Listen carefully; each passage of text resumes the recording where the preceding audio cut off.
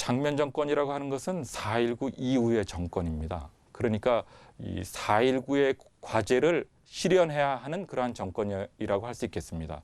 잘 아시는 바와 같이 4.19는 의거였고 어떤 의미에서 보면 폭동으로부터 출발한 하나의 그 이 정권 교체를 달성한 이 혁명이었다고 볼 수 있겠습니다. 그렇다고 한다면 혁명 주체 세력들의 요구를 어느 정도는 반영해야 되는 그러한 정권이었다고 할 수 있겠습니다. 그러나 그럼에도 불구하고 장면 정부 자체가 보수 정부였기 때문에 4.19를 일으킨 어떤 시민들이 요구했던 개혁적인 요구를 수용하기에는 너무나 큰 한계가 있었던 겁니다. 당시 통일 논의 같은 것이 왕성하게 전개되니까 이른바 방공임시특별법, 데모규제법 이런 걸 만들어갖고 그러한 4.19 이후에 그 민주화의 물줄기를 갖다가 또 제약하려는 그러한 모습을 보이기도 했죠. 또 하나는 그 민주당 신파의 정책을 들여다보고 있으면 그 당시에 오늘날 말하는 재벌 정책이라든지 여러 서민을 위한 개혁 정책이라든지 이런 것들이 제대로 이루어지지 않았어요. 그런데 학생들 희생에 의해서 민주당이 정권을 잡았으면 그 죽은 영혼들을 생각해서라도 정치를 잘했어야 될 텐데 이제 민주당이 신구파를 나눠져가지고 밤낮 싸움이야. 거기다가 전국은 불안해. 매일같이 데모, 심지어 아까 이야기하다시피 국민의힘 학생들까지 데모를 해. 순경들이 데모를 해. 사회군인들이 국회 본회의장을 점거를 해. 이러면 말할 수가 없었다고요. 그 상태이기 때문에 그 당시에 일반적으로 소문이 나기로 4월 혁명설이니 5월 혁명설이니 하는 이야기가 공공연하게 돌았다니까요. 공공연하게.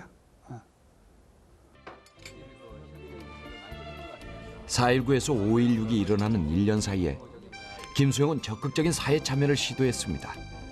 많은 양의 시를 썼고 매일같이 명동에 나가 만나는 사람마다 붙잡고 토론을 벌였습니다. 나도 처음에는 4.19에 대해서 실망을 했었어. 혁명이란 원래 앞뒤 안 따지고 새로운 변화를 시도해야 하는 건데 민주당 정권은 보수적이랄까. 장면이든 김동연이든 혁신적인 인물은 아니잖아. 그러니 정권만 바뀐 거지 사회가 바뀐 건 아니지. 하지만 역사란 한 발씩 한 발씩 나가는 거지 한꺼번에 서너 발씩 나가는 건 아니거든. 물론 한꺼번에 백리천리도 나갈 수도 있어. 그게 바로 혁명이거든. 불란서 혁명이 없었다면 서구 사회는 오늘의 현대 사회로 발전하는데 몇백 년은 더 걸렸을 거야. 좋다고. 자, 한 발자국씩 나가자고. 하지만 그렇다고 장면 정부에게만 이 일을 맡겨둘 수는 없지. 우리 모두가 자기가 속해 있는 각 분야에서 잘못된 것을 바로 고쳐 나간다면 4.19가 학생들과 힘없는 시민들에 의해서 혁명이 이루어졌듯이 어느 날 우리의 역사는 저만큼 앞서가고 있을지도 모른다는 거야. 야, 저 친구 입이 터지니까 굉장하구만. 응?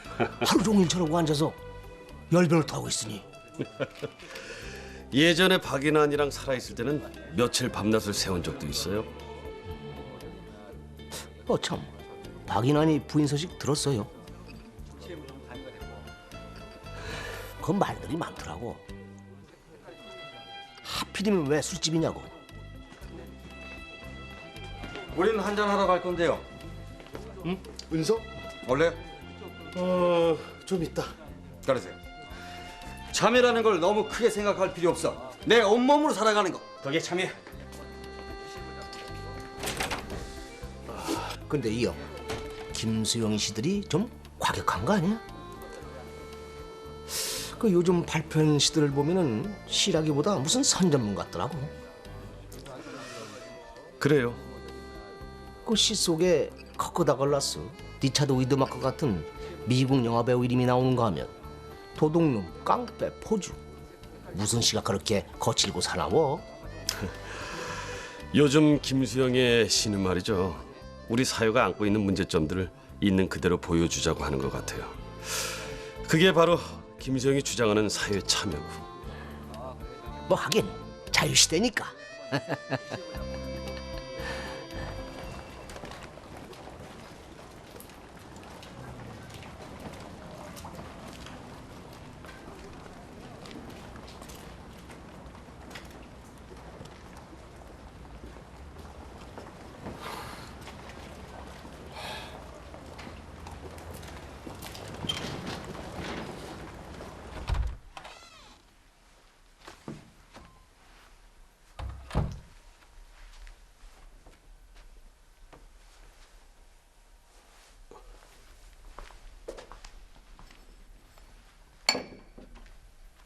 아직 영업 시작 안 하는데요.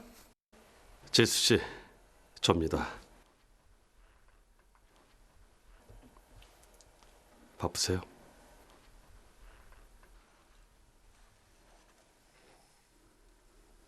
박인환 씨 미망이니 술집에서 일한다고 하니까 한마디씩들 하겠죠. 제수 씨, 어떤 사람들은 여기까지 찾아와서 술 한 잔 시켜놓고 내 얼굴을 뚫어져라 쳐다보다 가요. 하지만 어떡해요? 애들하고 살아야죠. 그래서 온 거 아닙니다. 미안해요. 우리가 좀 도와드려야 하는데. 다 어려운데 어쩌겠어요. 도와주는 건 그만두고요.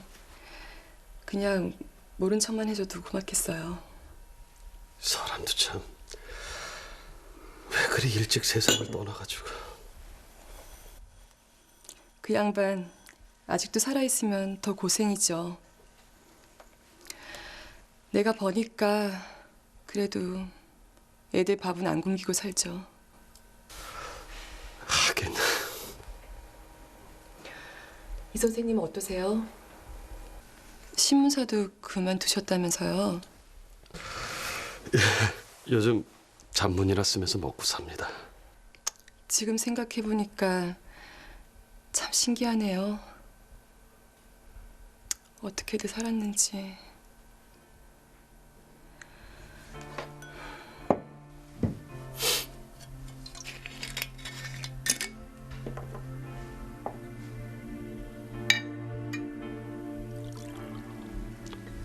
아, 예.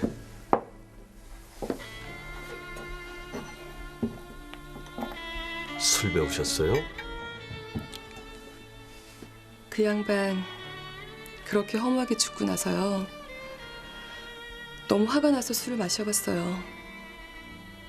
도대체 뭐가 그렇게 좋아서 술을 마셔댔는지 궁금해서요. 쓰기만 하죠. 나쁘지만은 않더라고요. 취하면 세상이 다 그럴듯하게 보이잖아요. 고통도 훨씬 덜하고요. 그래서 그 사람이 그렇게 술을 마셨나 보다.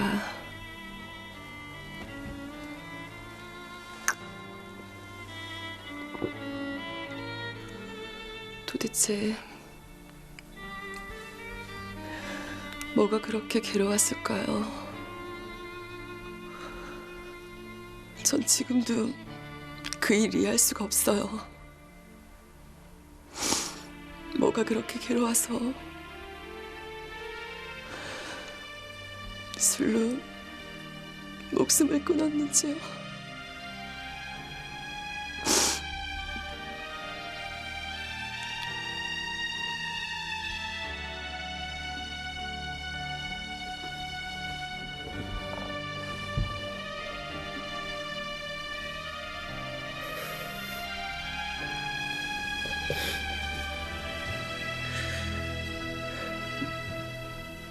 조니 워커야, 이나나. 네가 제일 좋아하던 조니 워커. 왜 그렇게 마셔댔을까요?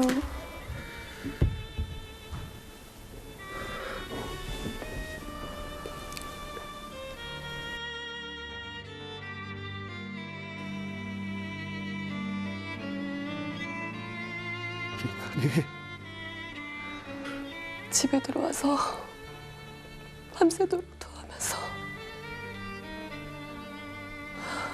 맞아. 네가 제일 좋아하는 술이나 실컷 마시고 돌아.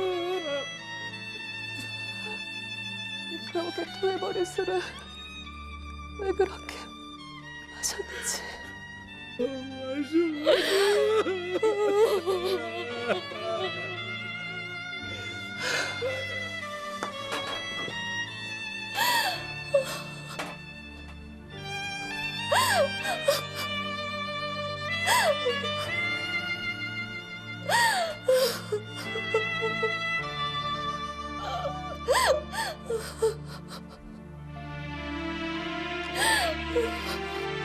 그것은 술잔 속에 제 머리칼을 적시게 둔 풍성한 목덜미의 아름다운 여인이다. 애정의 손톱 자국도 화류계의 독소도 모두 화강암 살결에선 미끄러지고 무너진다. 그녀의 죽음을 비웃고 방탕을 고웃음친다. 언제나 핥히고 베어넘긴 손이나 제 파괴종 누리에서 그녀의 꼿꼿한 몸에서 풍기는 야성적인 위엄에 존경을 바친 그 괴물들. 그녀는 여신처럼 걷고 회교국 왕비처럼 쉬고 있다.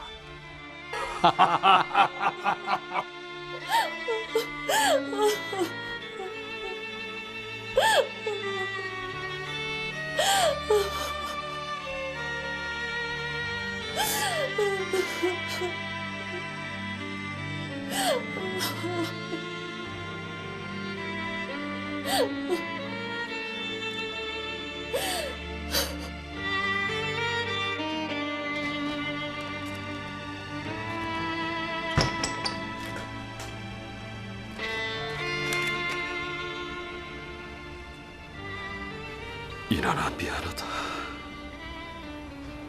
미안하다.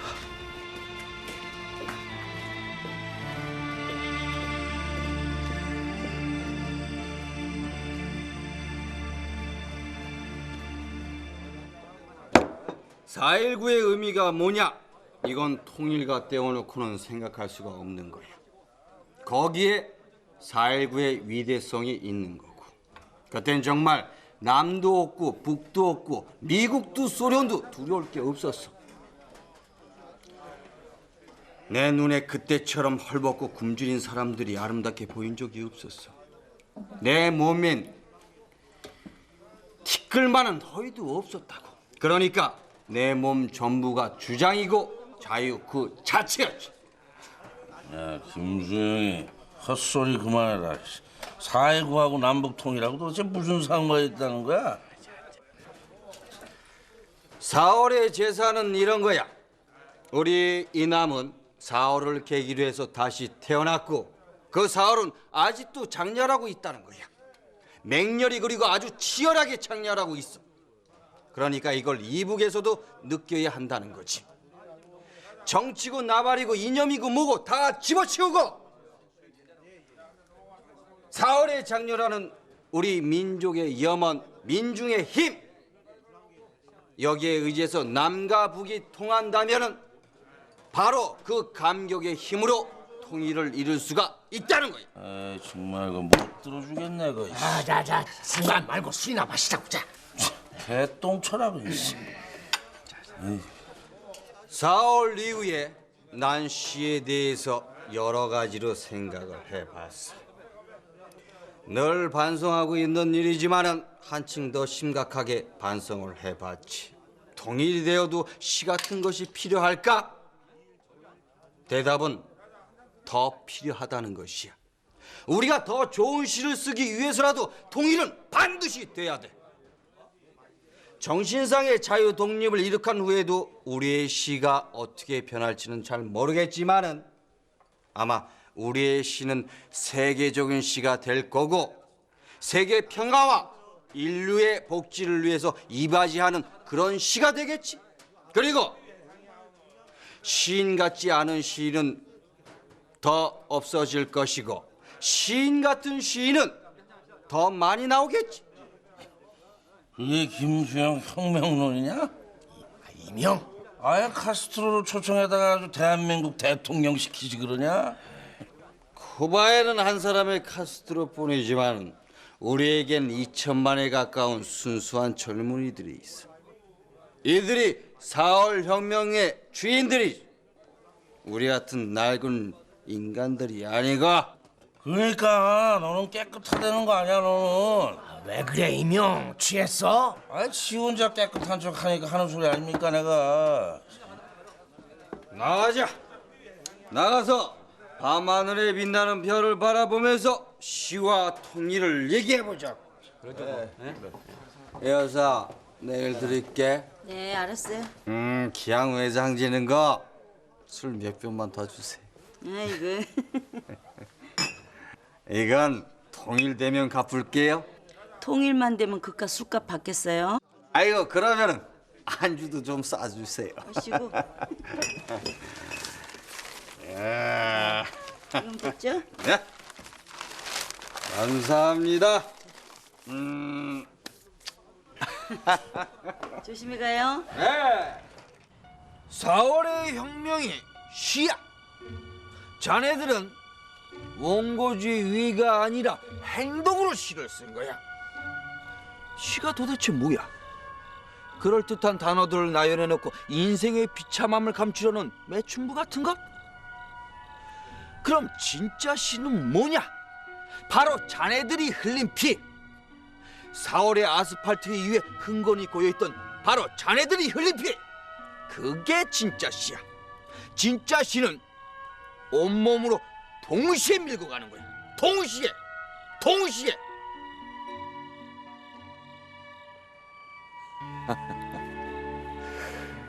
온몸으로 동시에 밀고 가는 것. 그것이 김수영이 말하는 진짜 시였습니다. 김수영은 4.19 때 학생들이 온몸으로 시, 다시 말해서 시와 동요인 자유를 밀고 가고 있다고 생각을 했습니다. 또한 자신은 그들의 뒤를 따라가고 있다고 생각했죠.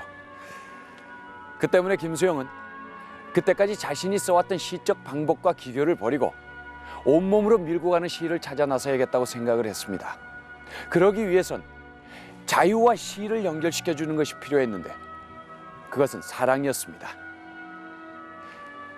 김수영은 자유와 사랑의 관계를 이렇게 썼습니다. 사랑은 호흡입니다. 사랑은 눈에 보이지 않습니다.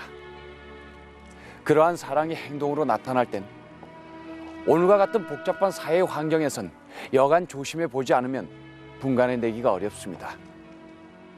사랑이 순결하면 할수록 더 그렇습니다.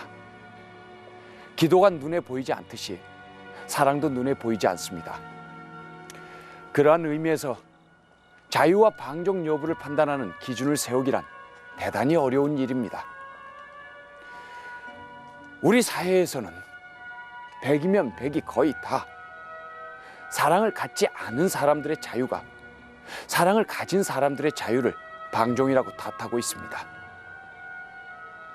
그러한 사회에서는 자유가 없습니다.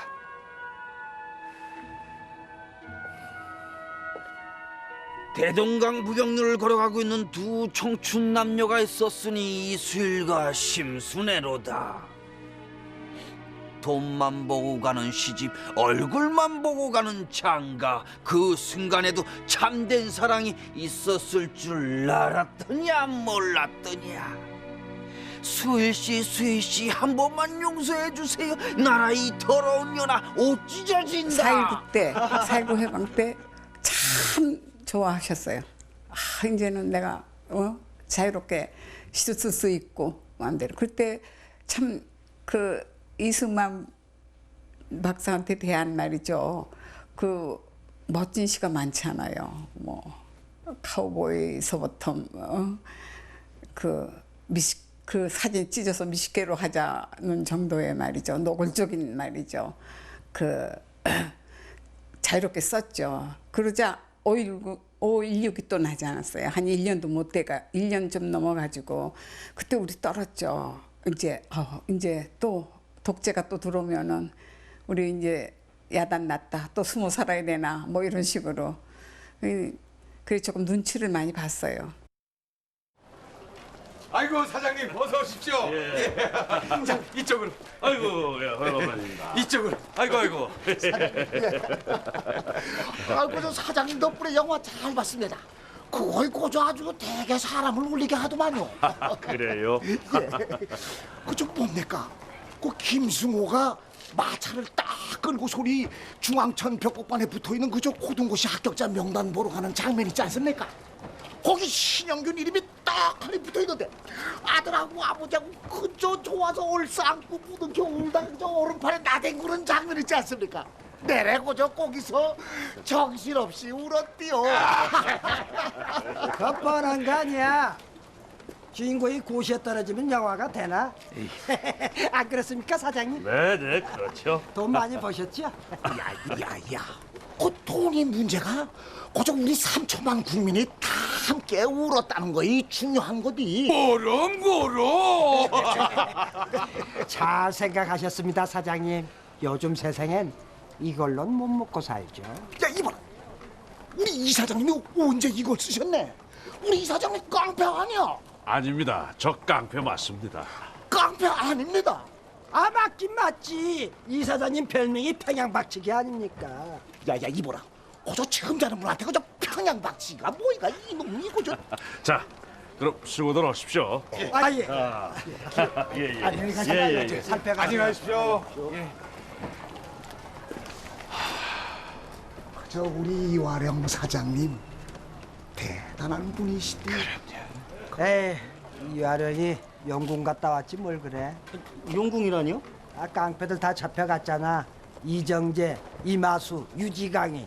좀 있으면 다 풀려날 거라던데요. 아 그렇겠지. 그놈들이 돈이 좀 많겠어.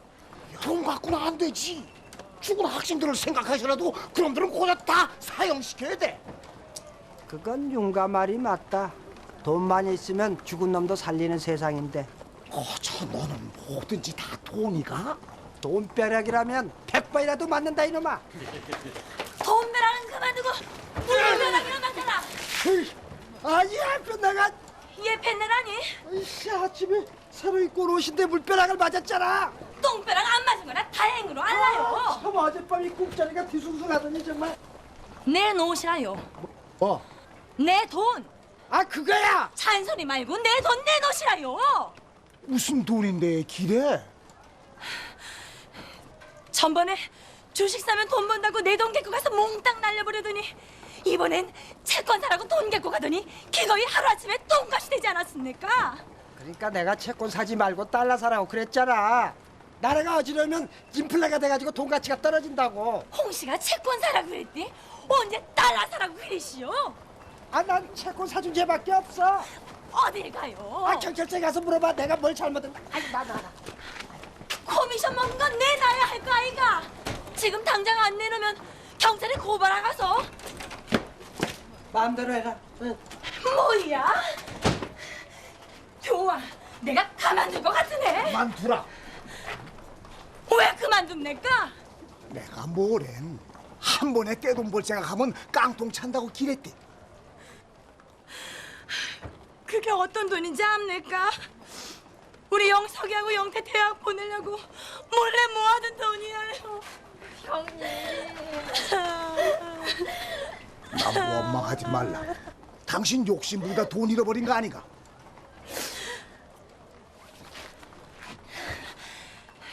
내내 경찰서 가갔어. 형님. 경찰서는 무슨 경찰서가? 고저 매일같이 얼굴 맞대고 사는 사이에. 저거이 인간입니까? 잊어버리라. 홍가놈이 그런 놈인 줄 몰랐네. 경찰서 가면 돈 잃고 사람 잃고 인심 잃고 다 잊어버려. 잊어버리라.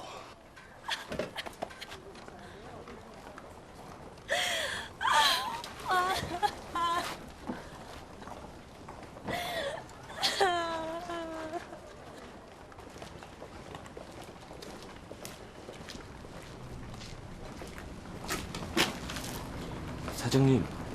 뭐? 안에 들어오지 마시라는데요. 누가? 어허, 누가 들어오지 말라고 했냐니까. 나요, 아버님. 피하시오. 안에 누가 왔어요? 신상사가 노골적으로.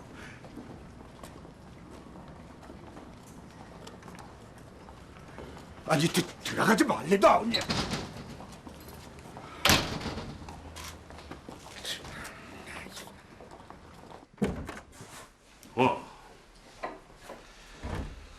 자네 영화 지방 장사를 해보고 싶다고. 예. 그거 쉽지가 않을 텐데. 사장님이 좀 도와주시면. 쓸데없는 생각 말고 명동이나 물려받게.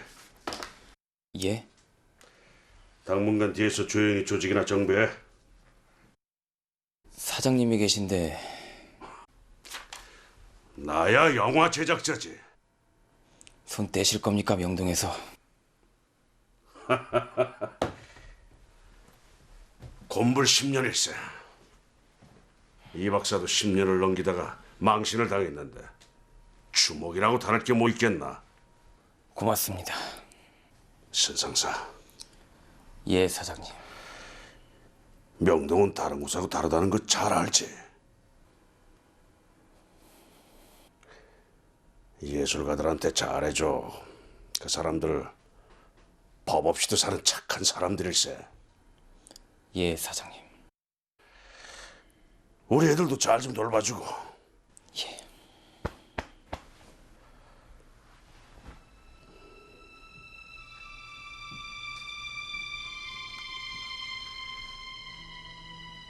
나도 조금 있으면 들어가야 될 것 같아. 어딜? 어디긴 서대문 형무소지. 이정재랑 다 거기 들어가 있다면서. 사장님이야. 요즘 민주당 정권이 어렵지 않은가. 정치가 힘들어지면 주목들부터 손보는 법일세.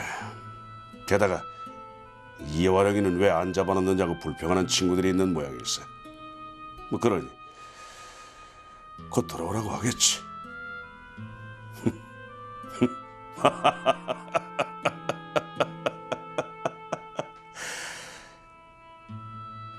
10년이야. 권력도 주목도. 자네도 너무 오래 해먹을 생각은 하지 말게.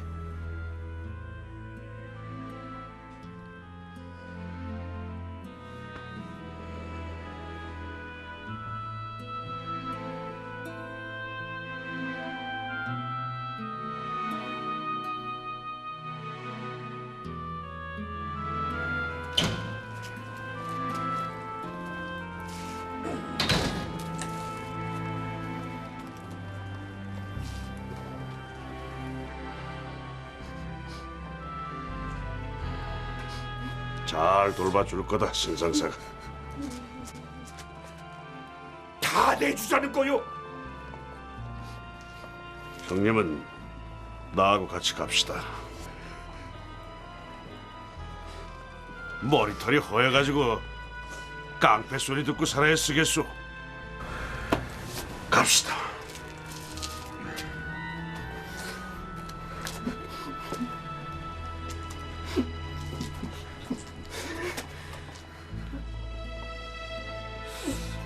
기죽지 마, 이 자식들아. 너희들은 평양 막치기 이화령 사단이야. 알겠어? 이런 자식들. 이화룡은 그해 11월에 서대문 형무소에 수감되었고 이화룡의 뒤를 이어 신상사가 명동을 물려받았습니다. 그리고 1975년 소위 사보이 호텔 습격 사건이 일어납니다.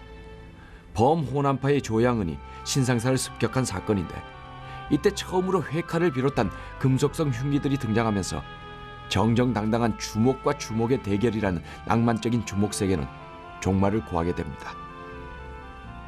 그렇게 해서 서울의 유흥가를 장악한 조직폭력배들은 예전의 주목들이 아니었습니다.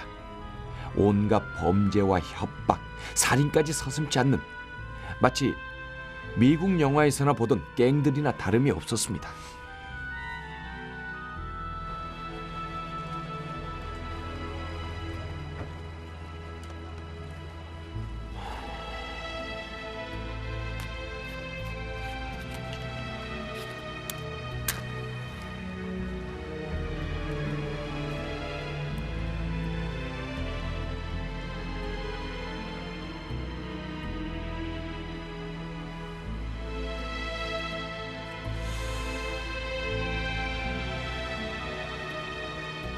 주먹 한 번 쓰지 않고 명동에 군림한 이화룡. 예술가들을 존경하고 남몰래 도와주던 이화룡. 이제는 전설이 되어버린 주먹이었습니다.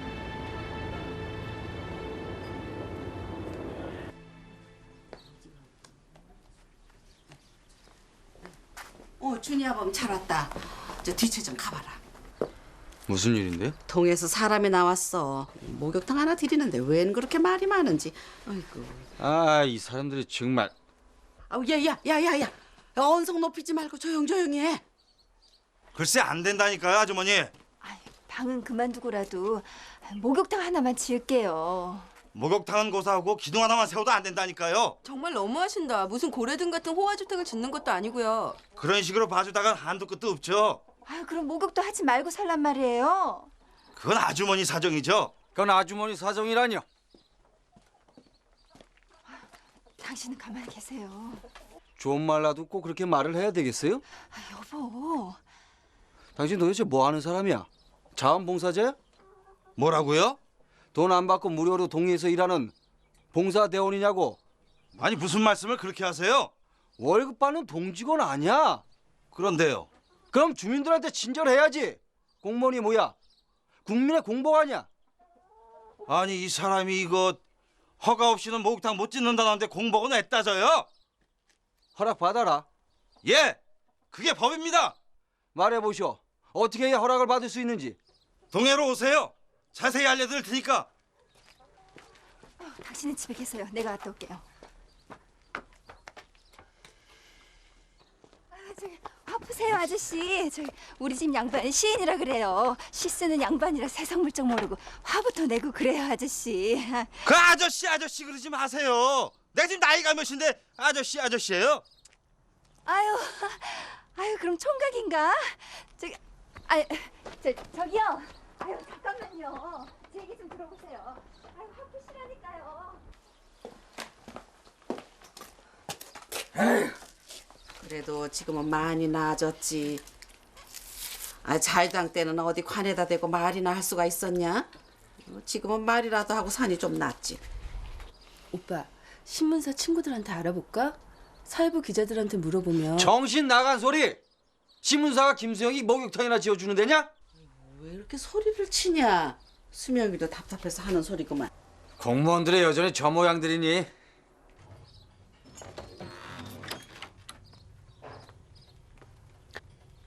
잘 됐어요, 언니?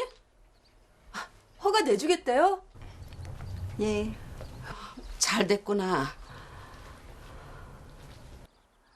잘 됐는데 왜 이렇게 시무룩해?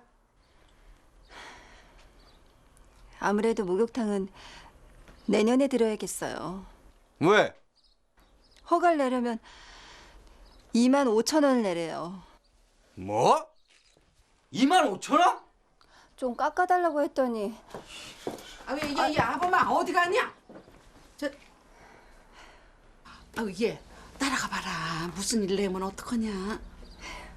말린다고 들어요. 아유 요즘은 조금만 눈에 거슬려도 싸우려는 거 있죠. 저번 날은 버스 운전수가 브레이크를 꽉꽉 빨린다고 버스 세워두고 30분을 싸우다 왔대요. 아휴, 브레이크 꽉꽉 밟지 마라. 학생들이 흘린 피를 생각해서라도 안전운전해야 한다. 파출소에서 사람이 다 나왔더라고요. 버스 운전수하고 싸우고 있으니까 와서 데려가라고요.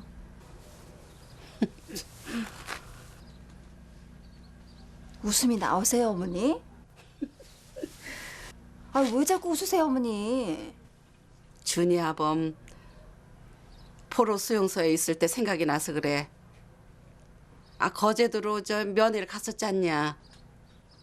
무슨 방한복인가 뭔가를 입고 철조망 앞으로 나오는데 그 모습이 어찌나 불쌍하든지. 아이고 화도 낼 만도 하지. 이놈의 세상이.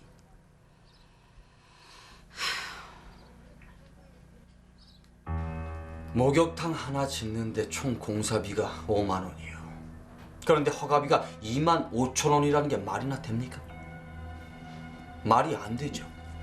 그런데요.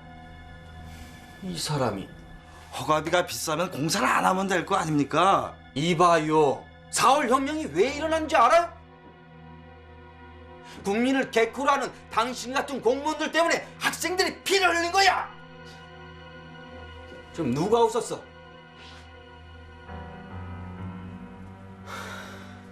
자, 우리 침착하게 한번 따져봅시다.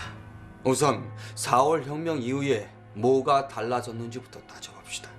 아니, 무엇이 달라졌는가 하는 것은 표면적인 일이고 무엇이 달라져야 하는가부터 따져봅시다. 이 시점에서 달라져야 하는 것은 무능한 장면이 물러나야 하는 것이 아니라 비록 작은 일이나마 국민의 편의와 이익을 위한 조치들이 내려져야 한다, 그 말입니다.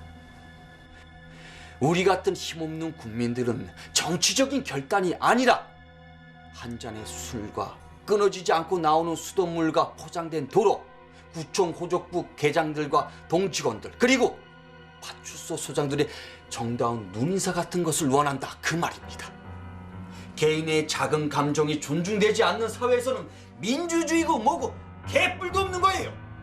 그러므로 개인의 자유와 언론을 규제하여 효율적인 통치를 하겠다는 장면 정부의 반공법과 데모 규제법 제정은 반민주적이며 반혁명적 처사일 뿐더러 목욕탕 하나 짓는데 허가비를 건축비의 반이 넘게 받아먹으려는 행정만능주의는 반국민적인 행위라고 할 수밖에 없는 겁니다. 좀 알아들 먹어요. 작년 정부가 이 혼란 문제라든가 이런 걸 수습하려면은 반공법과 집휘관계법을 새로 만들어야겠다. 이것을 야당과 진보 세력, 학생들, 시민들은 2대 악법이라고 불렀습니다. 그래서 장면 정권이 혼란을 수습하겠다고 만든 그 두 법이 법안이 오히려 혼란을 초래한 그런 면이 있었죠. 그래서 나중에 이건 이 쿠데타 정권에서 전부 반공법이 되고 시위 집시법으로 또 되는 겁니다만은 하여튼 간에 3, 4월에 약간의 시위가 있었어요. 그렇지만 그 정권이 1년도 채 되지 않아서 무너지게 될 수밖에 없었던 이유는 그의 정부가 상당히 유약한 약체 정부였다는 데 있습니다. 그것은 말씀드린 대로 민주당이 신파와 구파로 분열되어 있었고 신파의 수장격인 장면이 구파를 끌어안지 못하고 포용력이 결여됐기 때문에 결과적으로는 신민당이라는 정당이 분당을 하게 되고 결과적으로는 지지 기반이 쇠약한 상태에서 지지 기반이 아주 협의한 상태에서 그들이 원하는 정책을 처음부터 끝까지 일관성 있게 밀고 나가지 못했다는 그러한 점이 있습니다. 분명하게 부인할 수 없는 거는요. 4.19 이후에 장면 정부가 제대로 정부를 이끌지 못했던 부분들이 5.16 쿠데타가 일어나게 하는데 중요한 원인을 제공한 건 분명한 사실인 것 같고요. 또 원인뿐만 아니라 5.16 쿠데타 이후에 국민들이 그거를 반대하지 않았던 부분도 사실은 장면 정부에 대한 너무 실망이 컸기 때문에 그런 부분들이 있거든요. 장면 정권은 그 민주적인 정권으로서 나름대로 그 역할이 틀림없이 인정되는 측면이 있지만은 그러나 당시에 한국에서 요구되는 그 민주화의 수준을 그 정권이 선도적으로 이끌어 나갔느냐, 그것을 주도적으로 보다 바람직한 방향으로 이끌어 나가는 그러한 방향으로 가지는 못했다고 평가될 수가 있겠습니다.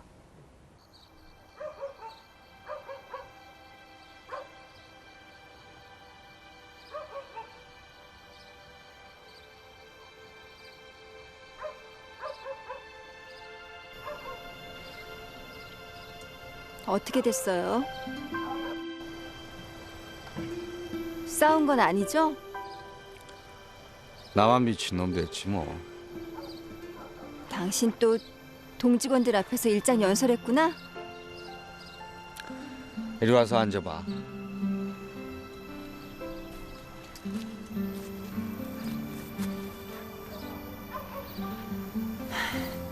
그냥 밤에 마당에 나가서 목욕하지 뭐.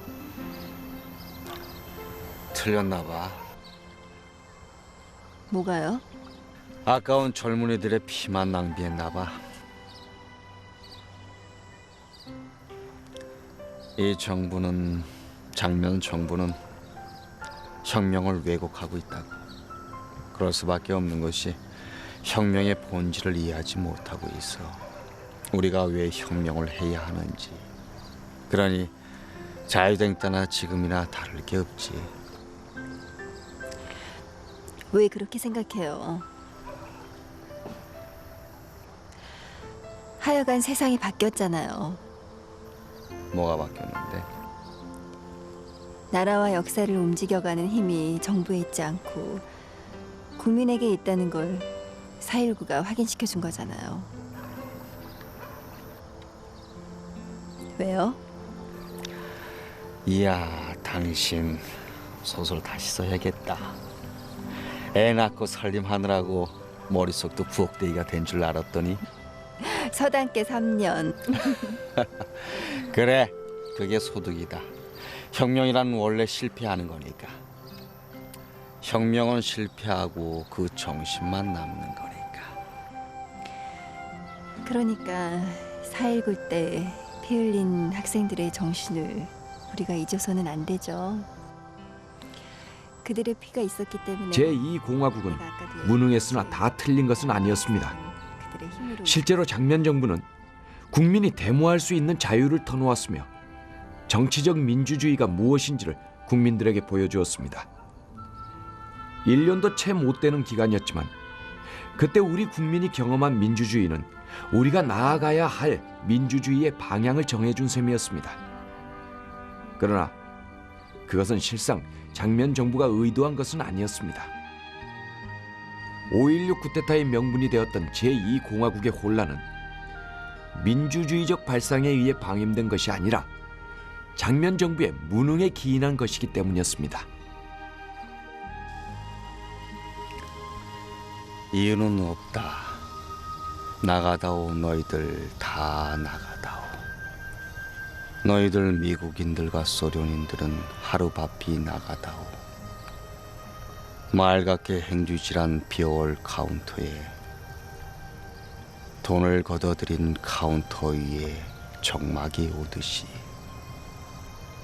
혁명이 끝나고 또 시작되고 혁명이 끝나고 또 시작되는 것은 돈을 내면 또 걷어들이고 돈을 내면 또 걷어들이고 돈을 내면 또 걷어들이는 것은 석양에 비쳐 눈부신 카운터 같기도 한 것이니.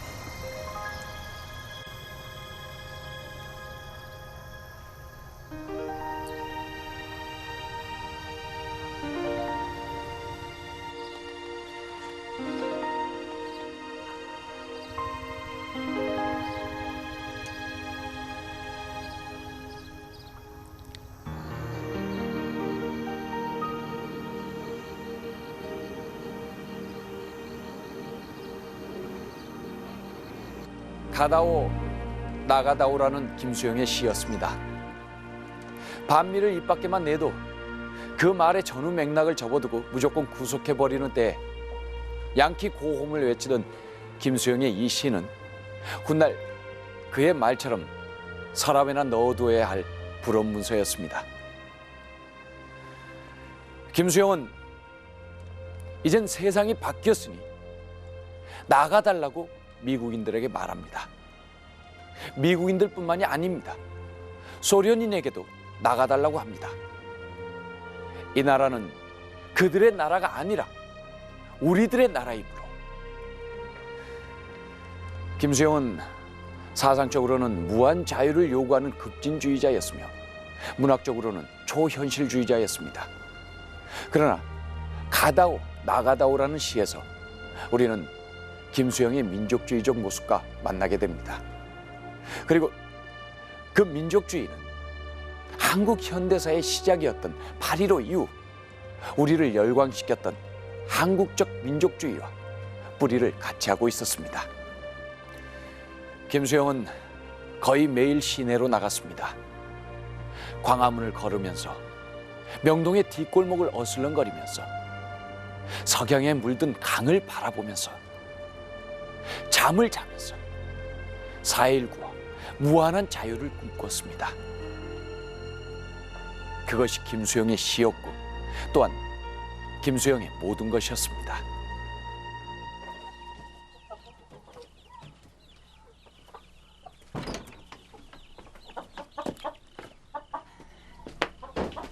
여보, 준이 아버지. 아 왜 벌써 깼어? 더 자. 나도 요거만 끝내고 들어가서 눈 좀 더 붙일 거야. 지금 좀 들어와 보세요. 왜? 라디오에서 이상한 소리를 해요. 뭐라고? 좀 들어와서 들어보세요.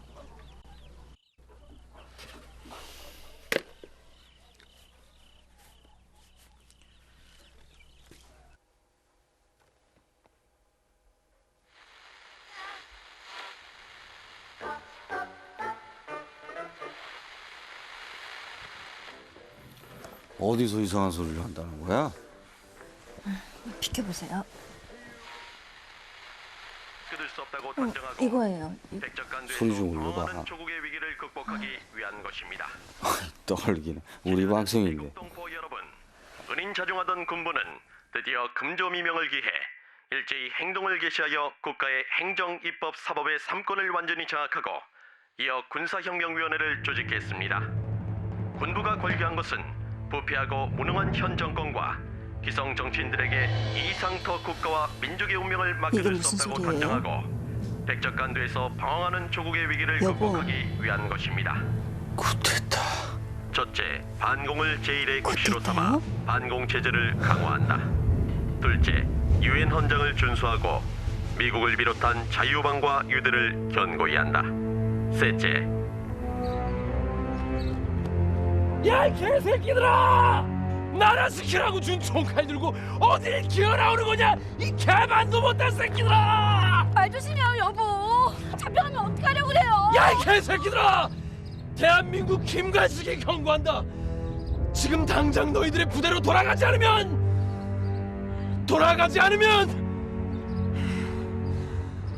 지금 당장 돌아가지 않으면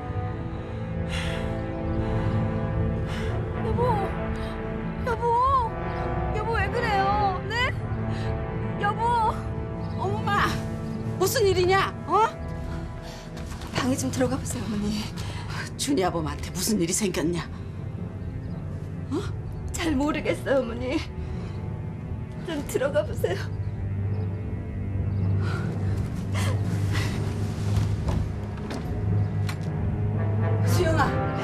수영아, 왜 그래?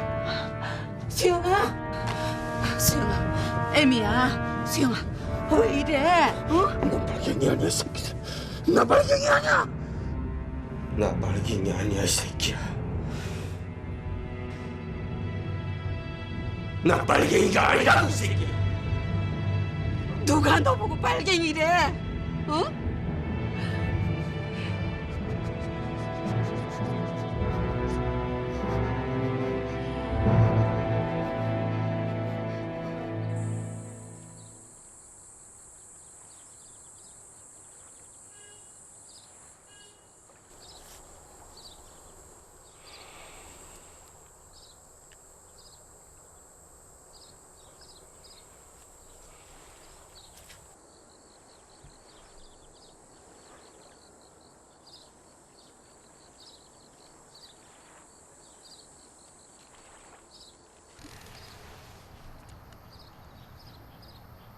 내가 의용군으로 나갔다가 방공포로로 거제도 포로 수용소에 들어가 있을 때였어.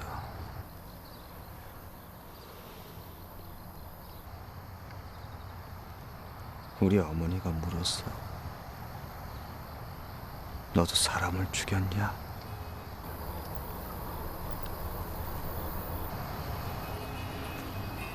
너도 사람을 죽였냐고요. 전쟁에서 남을 죽이지 못하면 어머니, 내가 죽어요. 어머니, 내가 죽어요.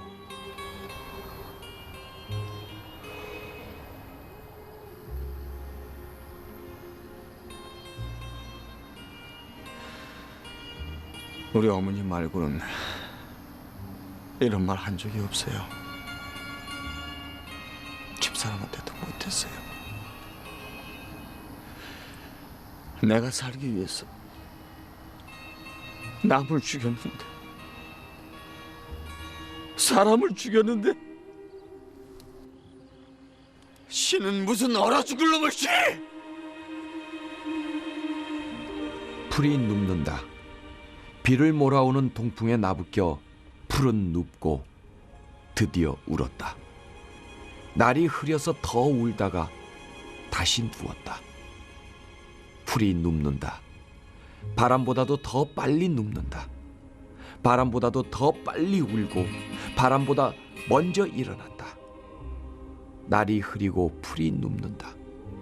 발목까지, 발밑까지 눕는다. 바람보다 늦게 누워도 바람보다 먼저 일어나고, 바람보다 늦게 울어도 바람보다 먼저 웃는다. 날이 흐리고 풀뿌리가 눕는다.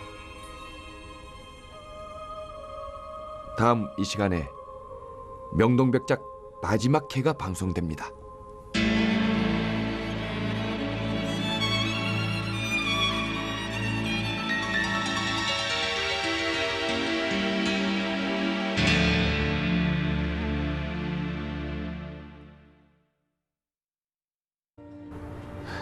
이 재미없는 세상 열정을 가지고 살아보려는 게 잘못이에요? 단 1분 1초라도 무의미하게 숨쉬고 싶지 않다고요. 나 죽어도 울지 마요. 자유란 타협의 산물이 아니에요. 완벽하지 않으면 스스로 녹아버리는 순수한 결정체란 말입니다. 피투성이가 돼서 병원으로 실려가는 사람을 봤는데 꼭 준이 아버지 같더라는 거야. 어디 있는 거예요, 준이 아버지? 버스가 인도로 뛰어들면서